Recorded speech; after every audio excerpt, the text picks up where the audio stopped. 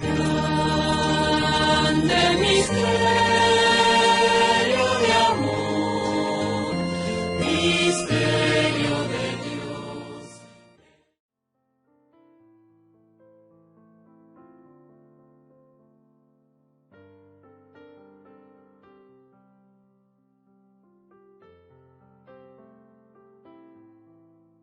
Pues hermanos, una alegría de volver a compartir la palabra de Dios y lo que ella nos va orientando en nuestra vida, especialmente la vida del matrimonio. Hoy quiero tocar un tema que lo voy a dividir en dos partes. Hoy vamos a ver un poco, el título general de la charla va a ser los conflictos en el matrimonio. La voy a dividir en dos partes.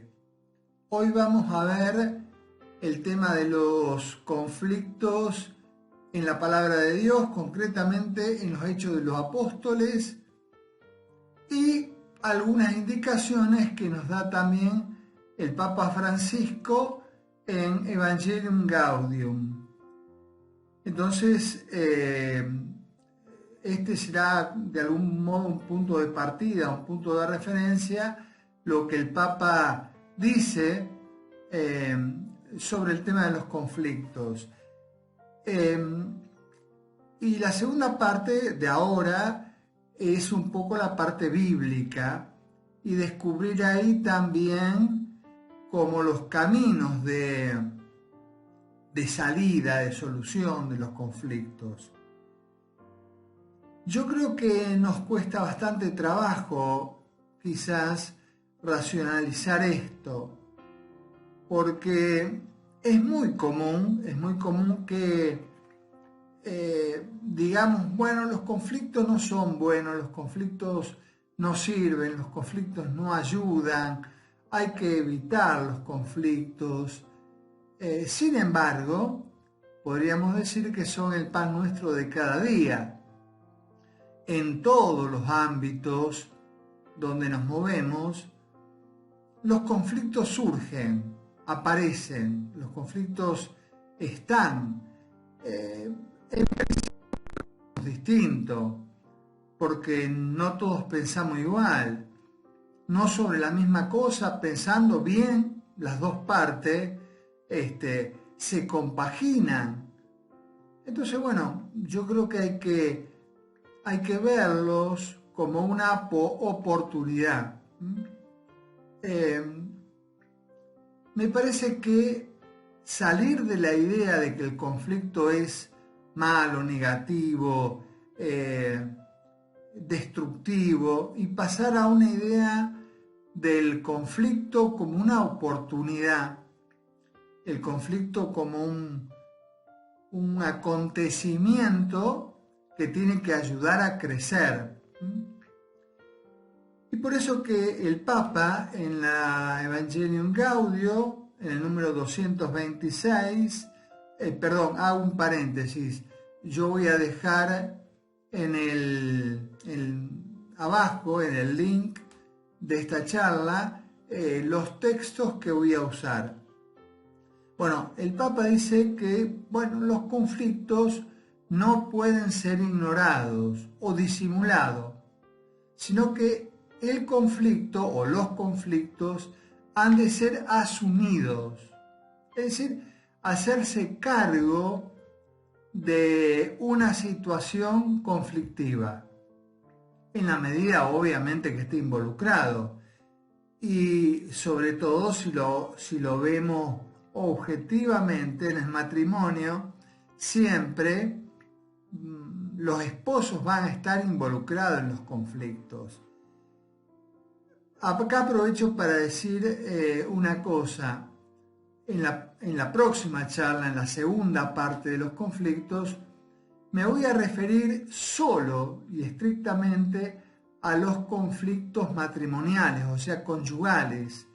No voy a entrar en la parte de conflictos familiares, sociales, no, porque me interesaría apuntar a lo que tiene que ayudar a crecer a la vida en común en el matrimonio.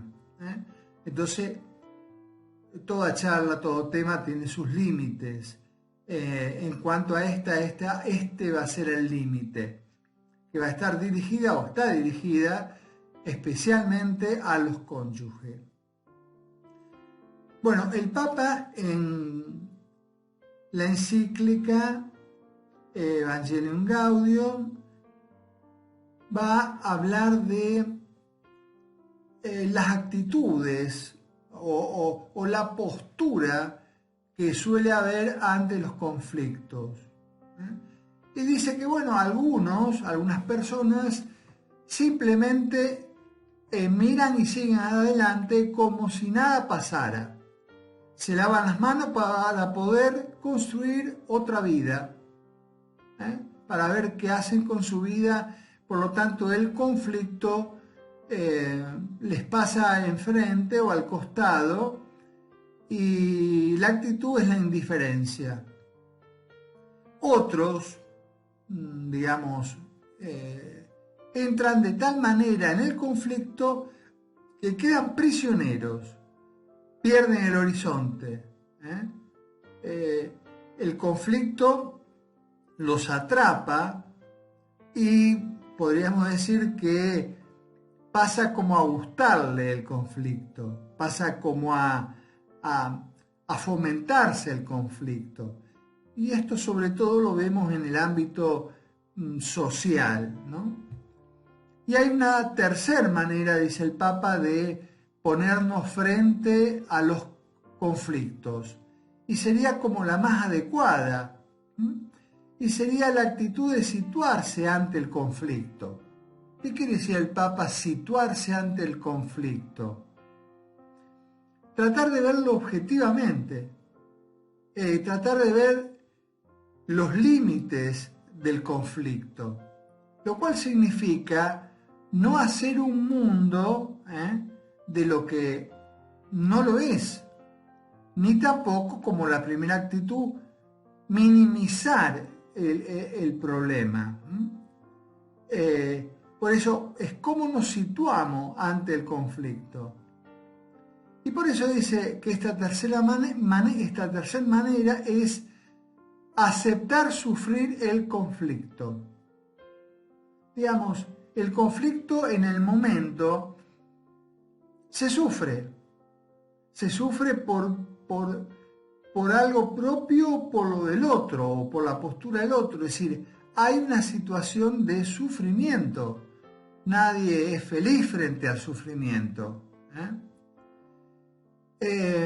Entonces, ese sufrimiento nos tiene que ayudar para resolverlo y transformarlo en el eslabón de un nuevo proceso.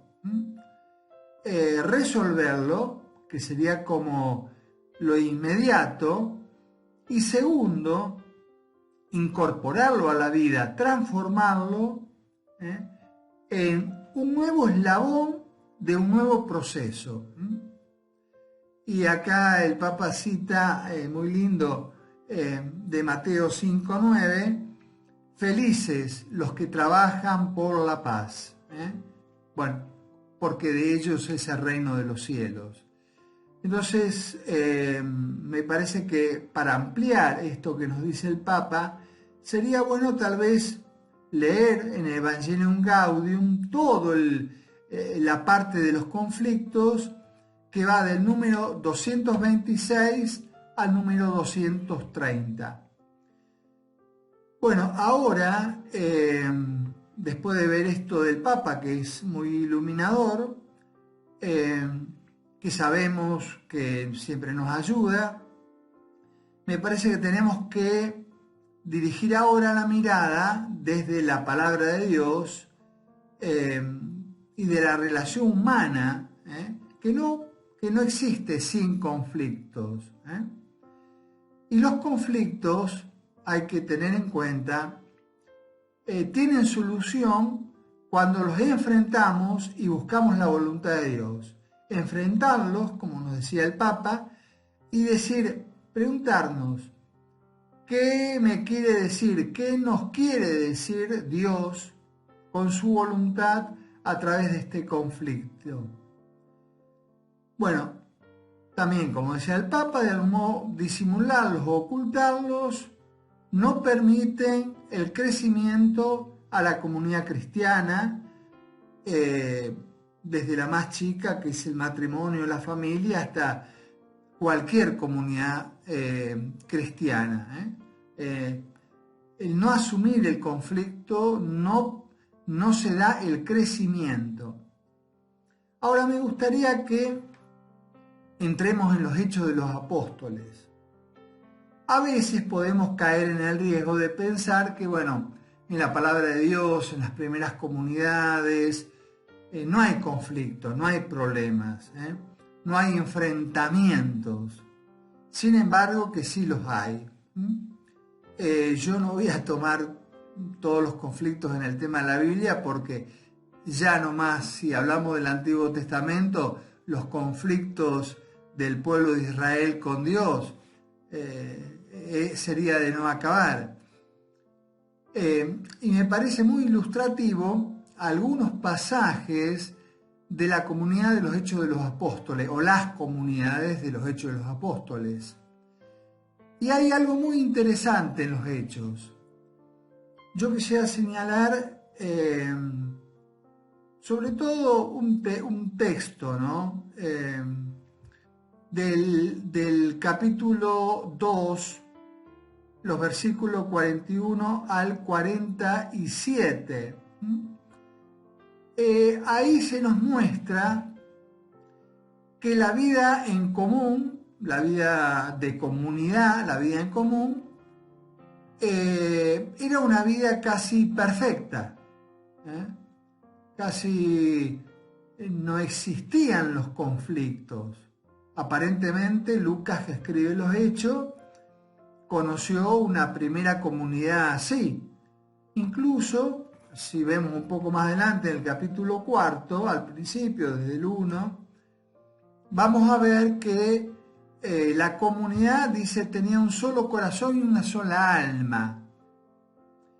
Incluso ponían todo en común, ponían los bienes, y ahí se muestra alguien que tenía mucho dinero y vende su campo, vende todo y lo pone a disposición de los apóstoles. Es decir, un solo corazón y una sola alma, como la comunidad perfecta ya, como si de entrada no hubiera existido o no hubiera a la vista ningún tipo de conflictos. Sin embargo, esto no duró mucho. Lucas, cuando escribe los Hechos, fíjense que en el capítulo 5, inmediatamente del cuarto, obviamente, de esto de que decía que tenían todo un solo corazón, una sola alma, tenían todo en común, aparece el episodio de Ananías y Zafira en Hechos 5. ¿Qué sucede aquí? Sucede que Ananías y Zafira también eran gente, podríamos decir, para su época adinerada, porque tenían un campo. Los Hechos dicen que Ananías y Zafira, un matrimonio, bueno, va y vende el campo. ¿Y qué hace? Vende el campo y en la reflexión de Ananías y Isaías se quedan con una parte del dinero y la otra parte del dinero la ponen a los pies de los apóstoles como signo de desprendimiento. Y acá sucede algo realmente grave, ¿no? Porque este es un conflicto muy grave.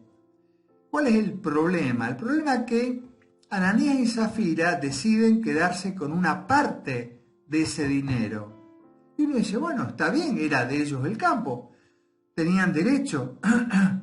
Pero bueno, acá es otro el problema.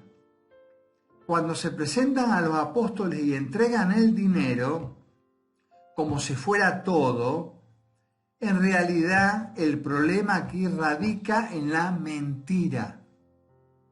en la mentira.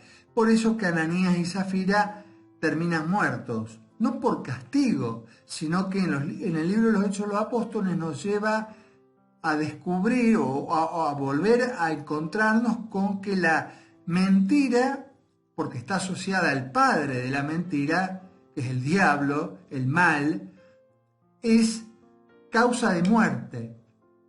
Es decir, la mentira siempre conduce a la muerte.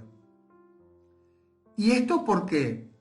Porque la mentira está asociada, unida al padre de la mentira. Entonces, acá hay algo muy importante que me parece que podemos como rezar, meditar mucho, ¿no? En el matrimonio, cuando media la mentira, cuando la mentira entra en el matrimonio, chica o grande, chica o grande, primero, los conflictos no se solucionan. Segundo, los conflictos se van a agravar, porque la mentira nunca tiene fin.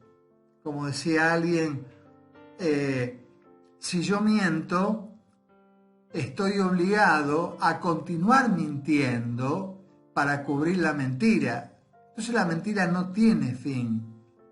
Entonces un matrimonio que vive sobre todo en la fe, todo matrimonio debería ser, ¿no? Un matrimonio que vive en la fe nunca tiene que permitir que la mentira entre en sus vidas. Por más chiquita que sea, es siempre mejor, es siempre más constructivo la verdad aunque duela. La verdad aunque de algún modo nos quite algo, ¿no? Y esto es responsabilidad también. Cuando uno dice la verdad, se hace cargo de un error que cometió o de lo que provocó el conflicto, ¿no? Entonces, recordemos esto. La mentira tiene un padre, un mal padre, y no nos tenemos que dejar nunca arrastrar, y menos en la vida conyugal, por la mentira.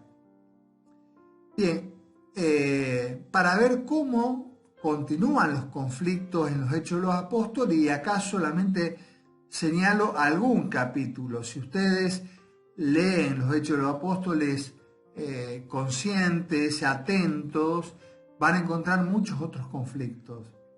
Bueno, el otro conflicto, inmediatamente al capítulo 5, en el capítulo 6, y bien al principio del capítulo, que va básicamente del 1 al 6, Hechos 6, del 1 al 6. Y acá surge un conflicto muy serio en la comunidad, por la tensión de la viuda de los helenistas. ¿Qué significa esto? Vamos a aclararlo. Muchos judíos que estaban en la diáspora, se llama, que los padres, los abuelos habían sido exiliados y no volvieron, después, podríamos decir, los hijos, los nietos volvieron y se convirtieron a la fe, o ya venían de su lugar de origen convertidos, porque los apóstoles ya estaban haciendo un trabajo misionero. Entonces dice que dentro de esta gran comunidad había como dos sectores: la comunidad de los judíos, propiamente dicho, o sea, de los que siempre vivieron en Jerusalén, y los judíos que habían venido de la región de los helenistas, de los griegos. Bueno, y dice el texto que el conflicto surgió a raíz de que las viudas de los helenistas no eran atendidas, es decir, no eran protegidas en la comida, en dónde vivir, etcétera, es decir, en las necesidades más básicas. Entonces dice que se armó un conflicto, que el texto griego estrictamente indica que no era un conflicto así de palabras que se cruzaron, sino un conflicto que llevó casi a la agresión, casi a la violencia. Un autor dice que un conflicto que generó como un piquete, ¿no? Como lo que conoceríamos ahora un piquete, una protesta de un nivel bastante alto.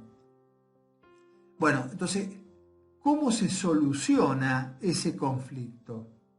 Porque realmente fue grave.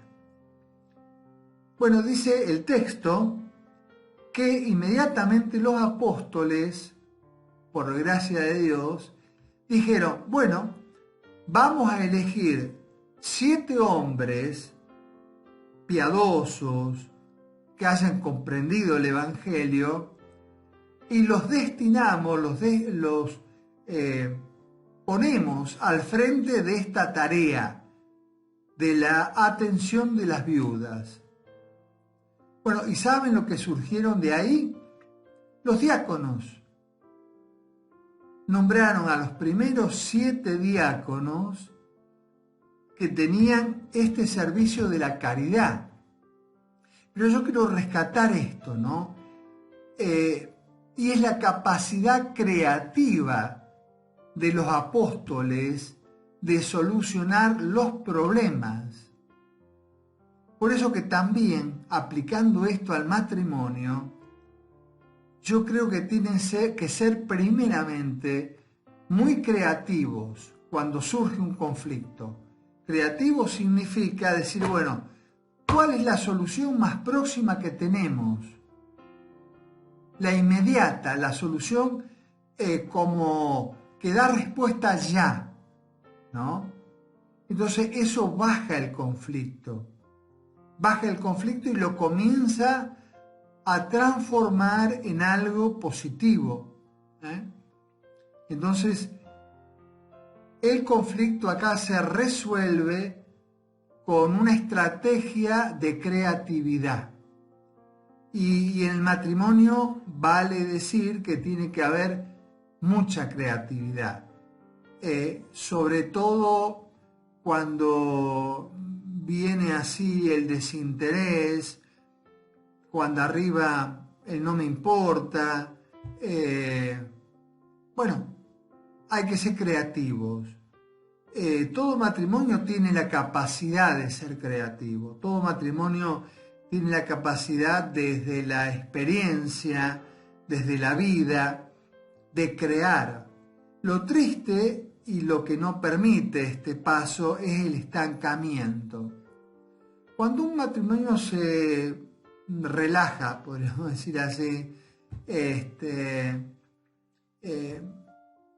se estanca, le da lo mismo lo que suceda o lo que no suceda, ahí ya se pierde la creatividad. Ahí ya no, ¿para qué voy a gastar tiempo, esfuerzo? ¿Para qué hacer esto? ¿Para qué hacer lo otro? Si total no vale la pena, ¿no? Entonces se inhibe la capacidad de ser creativos. Y esto no trae nada bueno, Como el libro de los Hechos que acabamos de leer, el conflicto de la comunidad, que si no se era creativo, la división, hoy está de moda el tema de la grieta, hubiera sido peor, hubiera sido terrible, ¿no? Inmediatamente se hubieran podido haber separado las comunidades, ¿no? Sin embargo, gracias a la creatividad de los apóstoles, y yo creo que como podríamos decir un don del Espíritu Santo, fueron capaces de ser creativos y salir adelante generando a los diáconos. Bueno, también ustedes en el matrimonio generen cosas que los motiven, que los haga salir rápido de los conflictos, ¿no? Bueno, y esto también recemos para que en la iglesia no dejemos de ser creativos. En la iglesia tenemos que ser creativos porque hay muchas situaciones que requieren urgente una mirada nueva y una creación nueva, ¿no? Bueno, recemos también no solo por los matrimonios, sino por toda la iglesia. El otro texto al que me quería referir era el texto de Hechos 15, 36, 40. Bueno, explico previamente lo que sucedió en este texto. Es el texto de Pablo y Bernabé. Pablo y Bernabé, primero recordemos, Bernabé fue el que presentó a Pablo después de su conversión a la comunidad cristiana y se mantuvieron muy unidos. Realmente eran dos apóstoles muy unidos y muy unidos también en la misión. En la misión estuvieron muy unidos. Bueno, salen de misión. Esto es el capítulo 12. Salen de la misión Pablo y Bernabé y lo llevan a Juan Marcos. Marcos el evangelista, era Juan Marcos. Se lo conoció después como Marcos. Se lo llevaron a Marcos y en el camino, en un punto del camino, Marcos, no sabemos por qué, Lucas no lo dice en los hechos, Marcos se vuelve a Jerusalén. Bueno, Pablo y Bernabé continúan la misión que les va muy bien, ¿no? Luego que terminan esa primera misión, vuelven a Jerusalén, están todos juntos y deciden salir otra vez a misionar. Pablo y Bernabé dicen, bueno, tenemos que salir nuevamente a hacer otro camino. Entonces Bernabé decide, sin consultarlo a Pablo, llevar nuevamente a Marcos.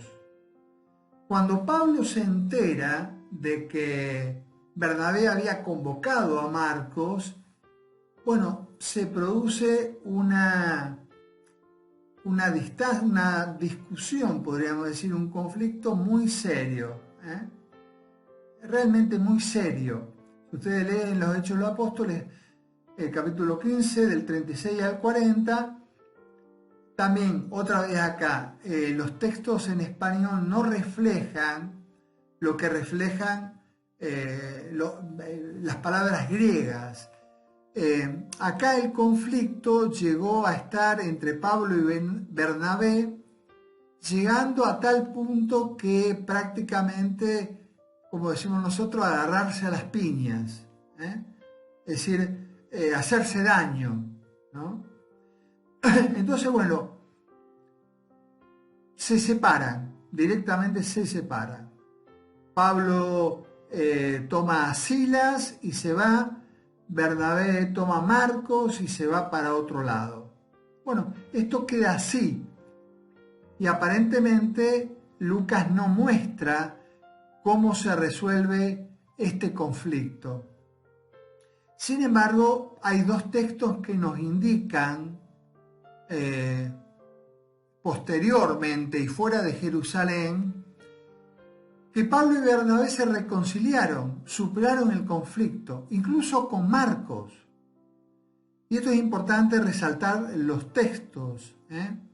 Primero en 2 Timoteo del 4 al 11, capítulo 4, 11, cuando Pablo está en el fragor de la misión,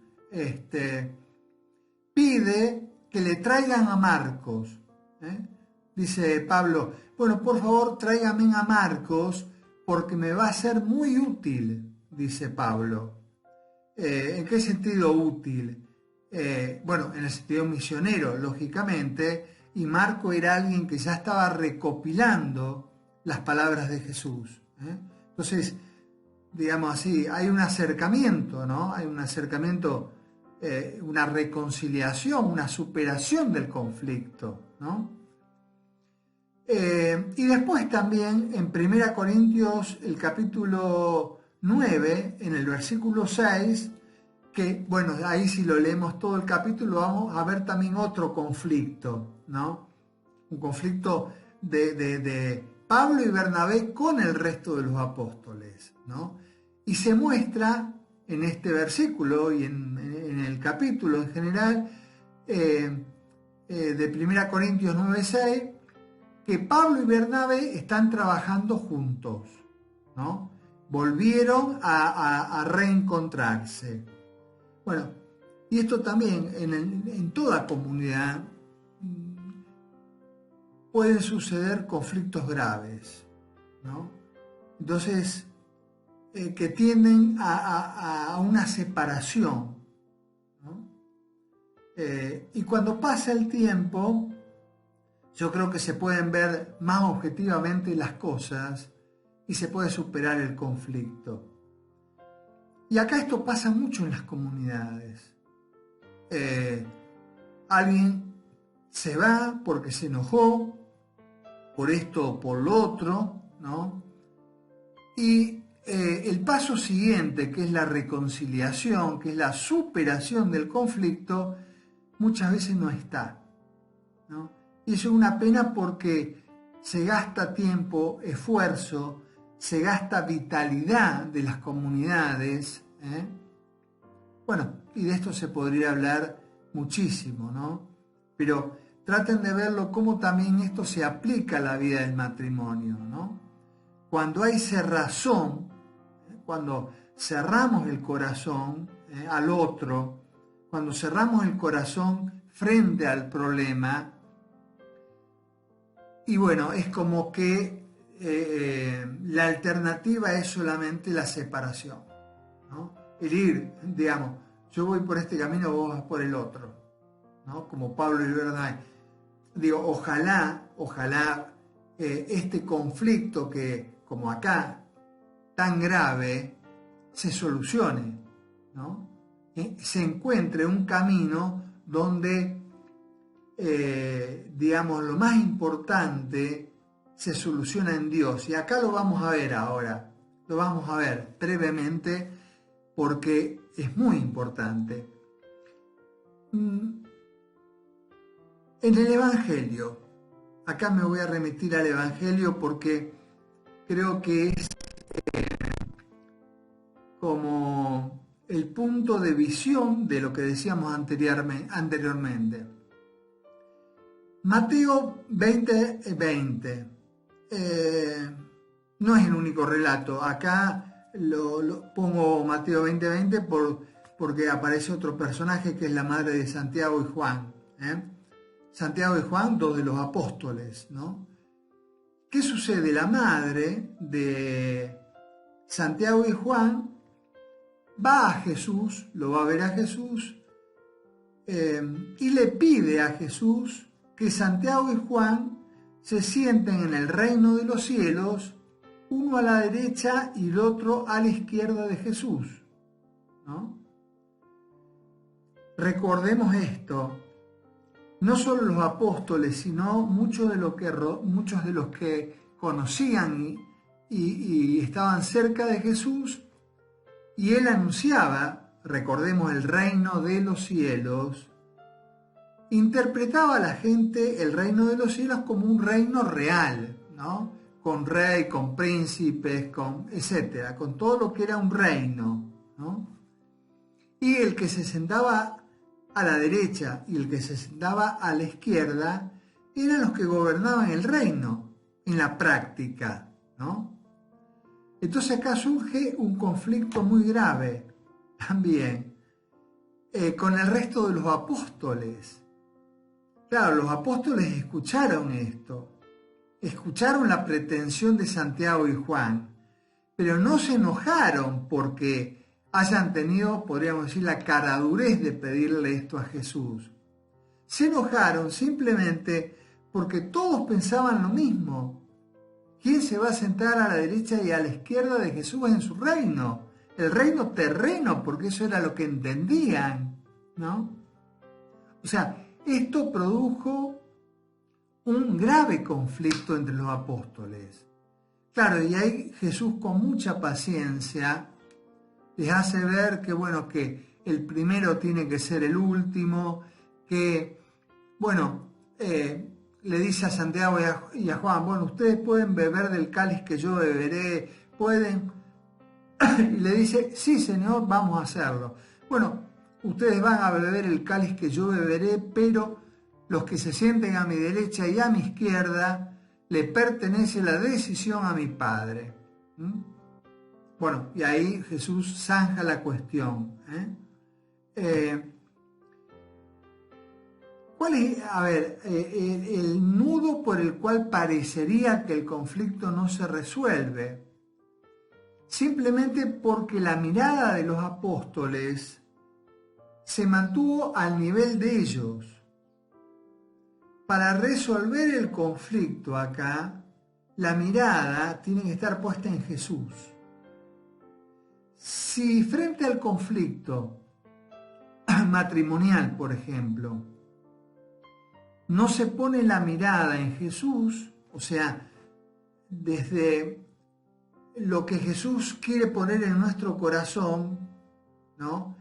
El conflicto queda limitado a lo humano, a intereses humanos, y no ya al verdadero interés de qué es la voluntad de Jesús, la voluntad de Dios, ¿no? Entonces, lo que Jesús dice, ¿no?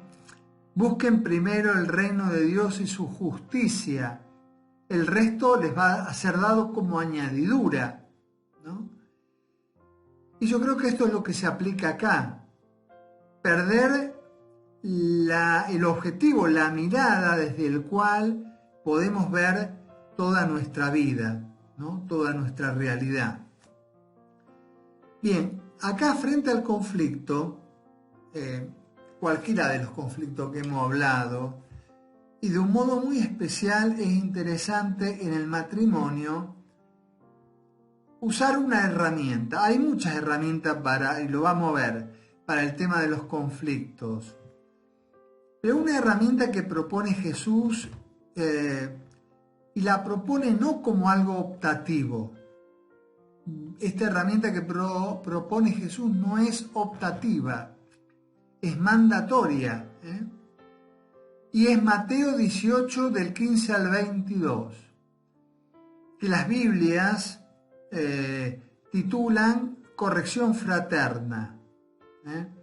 Si tu hermano peca, ve y díselo. Si no te hace caso, llama a un hermano que también conozca la situación y díganselo, háganle ver. Si no le hace caso, díganlo a toda la comunidad para que la comunidad sepa y le haga ver su error. Y si no le hace caso a toda la comunidad, bueno, consideren un pagano. Bueno, la corrección fraterna es un instrumento, una herramienta muy apta en el matrimonio. Y cuando se corrige al otro, no se hace de la postura como quien está más arriba. La corrección fraterna, y ya lo vamos a ver más adelante, es simplemente la presentación de los hechos. Cuando yo corrijo a mi hermano, no lo hago porque yo sea mejor. Lo hago porque tengo que mostrarle un hecho concreto que está mal. Y vuelvo a repetir, no es porque yo sea mejor, sino porque tengo la obligación de mostrarle algo que está mal. Y eso no significa decirle vos sos una porquería porque hiciste esto. Simplemente limitarse al hecho, esto está mal. Convertite, cambia, deja de lado esta actitud, deja de lado esto que perjudica. Y en el caso del matrimonio, la corrección fraterna es decir, bueno, deja de lado esto que me daña y te daña a vos. Bueno, queridos amigos, hasta aquí he tratado de ver los conflictos desde alguna sugerencia del Papa y de algunos textos muy interesantes de la palabra de Dios. Y yo creo que esto nos tiene que ayudar a abandonar la idea de que el conflicto es malo, sino que el conflicto es una oportunidad, como dice el Papa, si es asumido. Entonces, bueno, pongámonos todos a trabajar en esto que es tan interesante para que el matrimonio crezca. Bueno, muchas bendiciones a todos, muchas bendiciones por todo el trabajo que vienen haciendo como pareja, como matrimonio, para construir desde el amor un mundo mejor. Que Dios los bendiga, los acompañe siempre y cuide de toda su familia. Amén.